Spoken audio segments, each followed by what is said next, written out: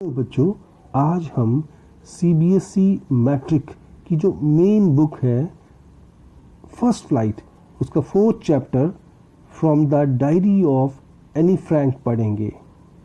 From the diary of Anne Frank की autobiography है, एक आत्मकथा है और इसके लेखक भी एनी फ्रैंक ही है। और ये जो चैप्टर है एनी फ्रैंक की जो डायरी है जो पब्लिश हुई थी, छपी थी, जिसका नाम था the diary of a young girl में से लिया गया है। और इस पाठ को पढ़ने से पहले हमें इसकी पृष्ठभूमि में, बैकग्राउंड में के बारे में जानना होगा। ये जो घटनाएं इस पाठ में बताई गई हैं, वे घटनाएं वर्ल्ड वार 2 जो कि 1939 से 1945 के बीच में हुआ था। और दो मेन गुट थे इस वर्ल्ड वार 2 में। एक तरफ तो था अमेरिका, ब्रिटेन और फ्रांस, दूसरी तरफ जर्मनी, इटली और जापान। और एनी फ्रैंक एक जर्मन बॉर्न जूइश गर्ल है, जर्मनी में पैदा हुई पर जूइश गर्ल है, एक यहूदी लड़की है। और उसका परिवार उस दौरान जर्मनी में रहता था। और उस समय जर्मनी में हिटलर की नाजी पार्टी का शासन था। और जो हिटलर की जो नाजी पार्टी थी वो बड़ी क्रूर और निर्दयी थी। और विशेष रूप से जो जूइश लोग थे, जिसमें कि एनी फ्रैंक भी थी, उन पर बड़े अत्याचार करते थे।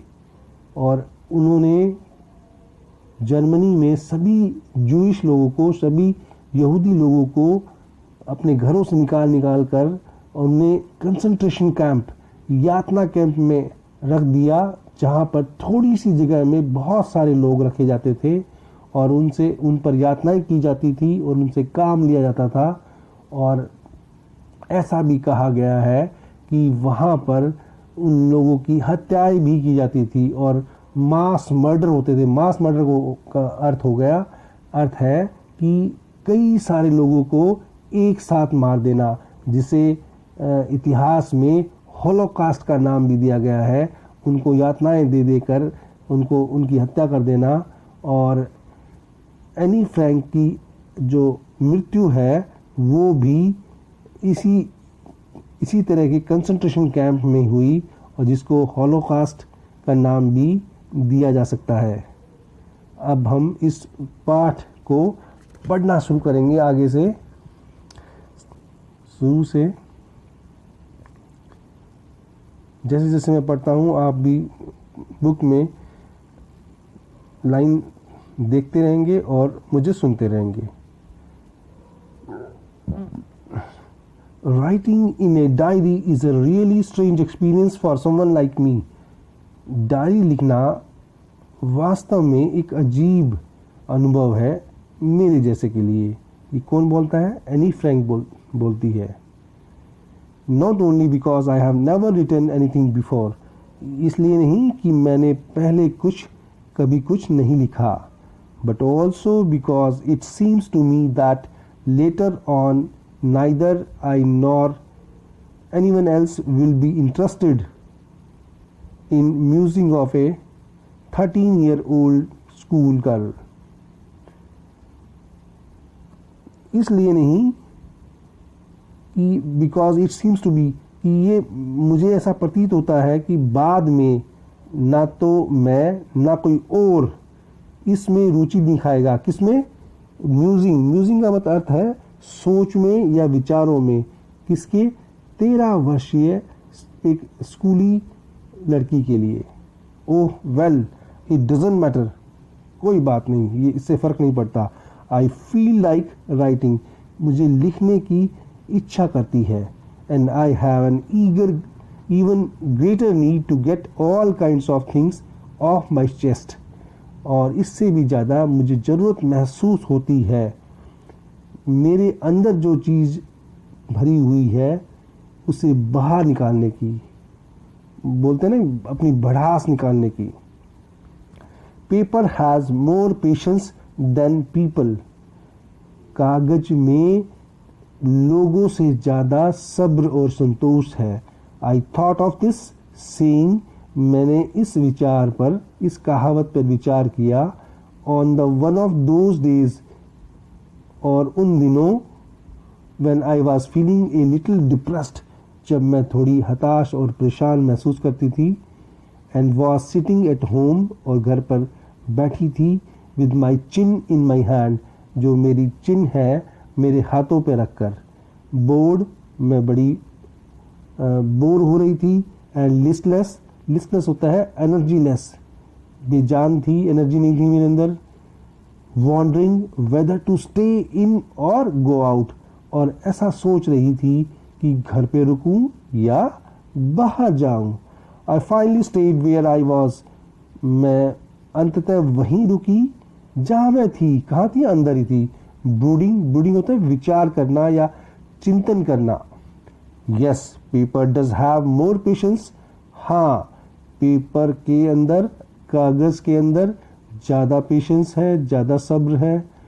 एंड सिंस, क्योंकि I am not planning to let anyone else read this stiff backed notebook, grandly referred to as a diary, क्योंकि मैं सॉरी ऐसी कोई योजना नहीं बना रही थी जिससे कि मैं किसी और को ये स्टिफ बैक, मजबूत जिल्द वाली, सख्त जिल्द वाली जो नोटबुक है, जिसे मैंने डायरी का नाम दिया है, को पढ़ने दूं। Unless I should ever find a real friend, जब तक मुझे कोई सच्चा मित्र, वास्तविक मित्र ना मिल जाए। It probably won't make a bit of difference, इस संभवतः ये बात कोई ज़्यादा कोई फ़र्क नहीं डालती, इससे मुझे कोई ज़्यादा फ़र्क नहीं पड़ता। Now I am back to the point, अब मैं वापस उस पॉइंट पे आती हूँ। That prompted me to keep a diary in the first place, जिसने मुझे पहले स्थान पर डायरी लिखने के लिए मुझे ललायित किया, मुझे उत्साहित किया, मुझे प्रॉम्प्ट किया। I don't have a friend, किस बात ने उसे प्रॉम्प्ट किया डायरी लिखने के लिए? कि उसका कोई भी मित्र नहीं था। Let me put it more clearly, अब मुझे थोड़ा सा और इसको सफाई से रखने दो। Since no one will believe that a 13-year-old girl is completely alone in this world, हाँ, ऐसा कोई विश्वास नहीं करेगा कि 13 वर्षीय इस लड़की का ये completely alone, वो दुनिया में बिल्कुल अकेली है। And I am not, और मैं नहीं हूँ। I have loving parents, मेरे पास बड़े प्रिय मेरे माता पिता हैं। एंड 16-year-old सिस्टर, और 16 वर्षीय मेरी बहन है। There about 30 people I can call friends, और लगभग 30 लोग हैं जिन्हें मैं अपना मित्र का नाम दे सकती हूँ, जिन्हें मैं मित्र पुकार सकती हूँ। I have a family, loving aunts, मेरे प्यारी प्रिय मेरी जो आंट्स हैं उनकी फैमिली है।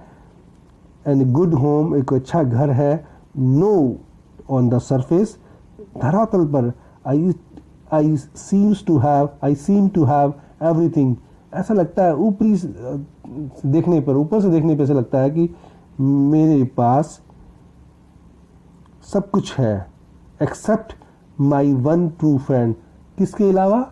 मेरे पास सब कुछ है पर एक सच्चा मित्र नहीं है। All I think about when I am with friends is having a good time, और यह सब जब इस बारे में मैं कब सोचती हूँ? जब मैं अपने मित्रों के साथ अच्छा समय व्यतीत कर रही होती हूँ। और उस समय, अच्छा समय का मतलब होगा जब वो गपशप या मस्ती कर रही होती है, I can't bring myself to talk about anything but ordinary everyday things. जब मैं अपने मित्रों के साथ होती हूँ तब मैं जो साधारण सी बातें हैं प्रतिदिन की, डे टू डे की, रोज़मर्रा की, उनके अलावा मैं कोई और बात वहाँ नहीं कर सकती. We don't seems to be able to get any closer. हम आपस में मित्रों की बात कर रही है कि मित्रों में मैं नज़दीक नहीं आ पाती. And that's the problem. और यही एक समस्या है. Maybe it's my fault. हो सकता है ये मेरी गलती हो. That we don't confide in each other. कि हम आपस में एक दूसरे पर विश्वास ना कर पाएँ और जिससे कि अपनी बात शेयर ना कर पाएँ, अपनी बात एक दूसरे को कह ना पाएँ. कन्फाइड का मतलब है विश्वास करके कोई बात को कहना, विश्वास करना एक दूसरे में. जब तक आपको अपने मित्र पर विश्वास नहीं होगा तो अपने मन की बात नहीं कह सकते आप. इन एनी केस, हाँ किसी भी केस में, that's now how things are, कि चीज़ें ऐसी हैं. And unfortunately they are not liable to change. और दुर्भाग्यवश चीज़ें जैसी है वैसी ही रहेंगी, वो बदलेगी नहीं. This is why I have started the diary. और यही कारण है जिसकी वजह से मैंने डायरी लिखनी शुरू की है. To enhance the image of long awaited friend in my imagination. बढ़ाने के लिए, टू इनहेंस बढ़ाने के लिए, इमेज विचार या उस मेरे दिमाग में जो उसका विचार आया है किस चीज़ का, लॉन्ग अवेटेड, लंबी प्रतीक्षित, friend, Mitra, in my imagination. और इसी बात से भी जो लंबी प्रतीक्षित मेरे मित्र है, किसमें, कल्पना में, उसकी जो इमेज है मेरे दिमाग में वो बढ़ जाती है. क्योंकि मेरा कोई मित्र नहीं है जिससे मैं अपनी बात शेयर कर सकूं. इसलिए मुझे डायरी लिखने के लिए ज़्यादा ललायत होती हूँ. I don't want to jot down the facts in the diary the way most people would do. मैं उस तरह से, जॉट डाउन का मतलब है लिखना, मैं उस तरह से नहीं लिखना चाहती फैक्ट्स, तथ्य डायरी में जिस तरह से ज़्यादातर लोग लिखते हैं. But I want the diary to be my friend. पर मैं चाहती हूँ कि डायरी मेरी मित्र बने. And I am going to call this friend Kitty. और मैं मेरे इस मित्र को, डायरी को क्या देना चाहती हूँ, किट्टी. एनी फ्रेंड की जो डायरी है उसका नाम क्या रखा गया, kitty. Since no one would understand a word of my stories to Kitty, if I were to plunge right in, I would better provide a brief sketch of my life, much I dislike doing so. क्योंकि कोई भी word of my stories, मेरी कहानियों का, kitty में जो कहानियाँ है उसको समझेगा नहीं. If I were to plunge right in, यदि मैं सीधी कूद जाऊं और अपने बारे में लिखना शुरू कर दूं. प्लंज का मतलब कूदना है, पर यहाँ हम कह सकते हैं कि सीधा मैं अपने बारे में लिखने लग जाऊं तो कोई भी मेरी बात को नहीं समझेगा. I would better provide a brief sketch of my life. और इसके बजाय ये अच्छा होगा कि मैं अपनी जीवन का एक संक्षिप्त विवरण उसमें दूं, गहराई में नहीं, संक्षिप्त में दूं.